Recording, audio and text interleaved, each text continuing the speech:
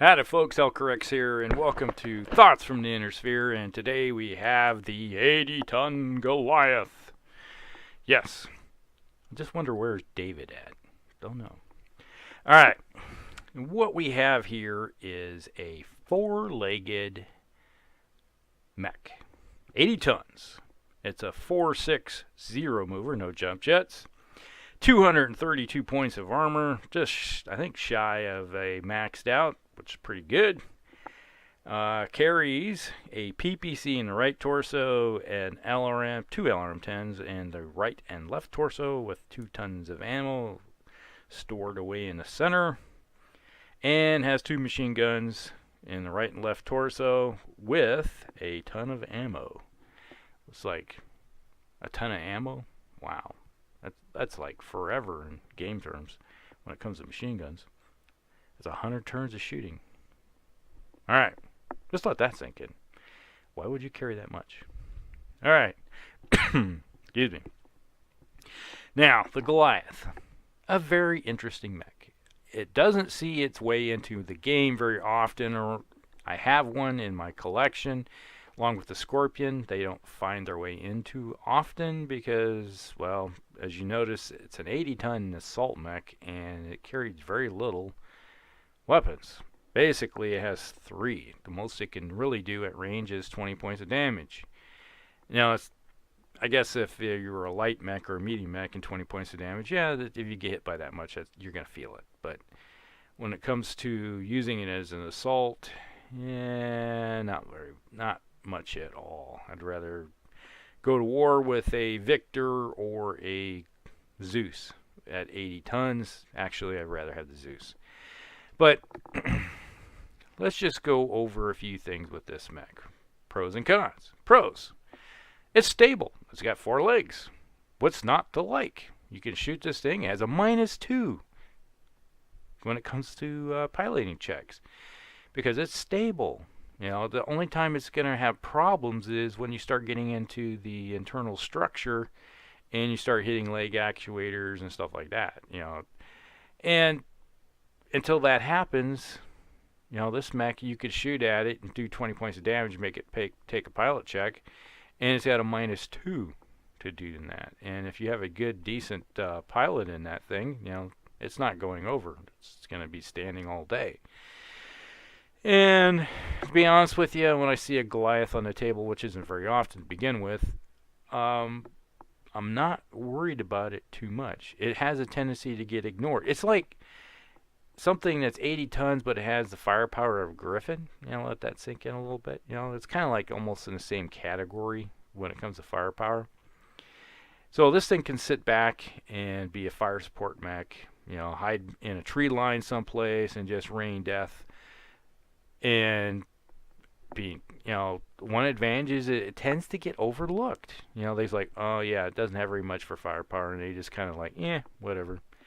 So we'll just leave it at that. And when it comes to being ignored, now another thing it can do, being its 4 leg, it can sidestep. It can do lateral. It can do a lateral movement, so it can step. Instead of having to turn, go forward type thing, and just go sideways. It costs you an extra movement point for going into the hex next to you, or the if you're in open terrain, an extra inch. So that's not a bad deal when you think about it.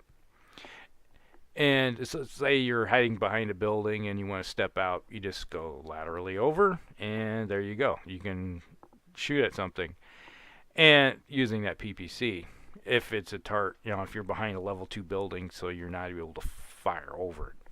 Now, if you are in a level 2 building behind a level 1 building or a hill, geez, that's partial cover.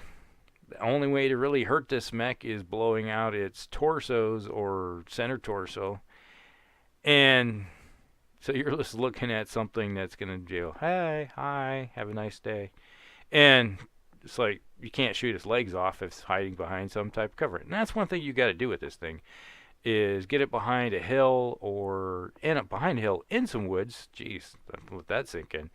And it doesn't have to worry about its legs getting shot off. All right? All right. Now some cons. The first con is it's right in the weapons. You look at it. PPC and LRMs. What does that tell you? If you're a mech warrior and you're moseying along and go, oh, that's a Goliath over there. Registered as a PPC and 2 LRMs. I'm going to get into its face, get into its side, because those weapons have minimum range modifiers, right? So if you're 1 hex away, it's not going to have to worry too much, because with all those minimums, it's not going to be shooting it. You're just going to look for a target farther down range where it doesn't have all those minimums and has a better shot of hitting you or somebody else, another target. And that is one thing you can do. And then you sit around in its side and rear arc all day and basically shoot the heck out of it until it goes down. And if it does turn to get into your face, okay, I'm going to try to kick or something of that nature, the mech that you have in its side or rear arc, make it last one you move, and it's going to be never going to get into that arc to be able to do anything to you, because it can't torso twist. Let that sink in. With a 4-legged mech, you cannot torso twist. So it's front arc only. So if you stay in its side and rear, this is one way you can take down one of these 4-legged beasts, is just stay out of its arc. And it's just like constantly, just think of it as in Star Wars, you got the big 4-legged walkers, the AT-AT, I think they're called. And it's walking along and you get into a side arc and it's like, I'm trying to keep slowly sidestepping to get into this thing and shoot at this annoying little pesky thing in my side. And you're just going, staying around the side. Now that's one of the cons that this mech will suffer from. So like I said, this mech, the best thing you can do with it is just stay in its out at range and just be a total 100% fire support mech. Now, the only thing I can see the machine guns being useful is, if you're facing like infantry or something, you can mow down some infantry with a machine gun. Now, one thing I could think about doing is taking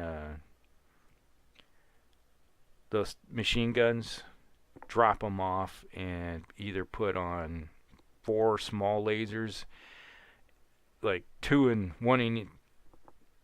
each side, or 2 medium lasers. This would be a modification I would think about doing, is putting some medium lasers into the rear, or this is actually a mech where they're having something in your rear, so it's able to fire at targets getting in behind it.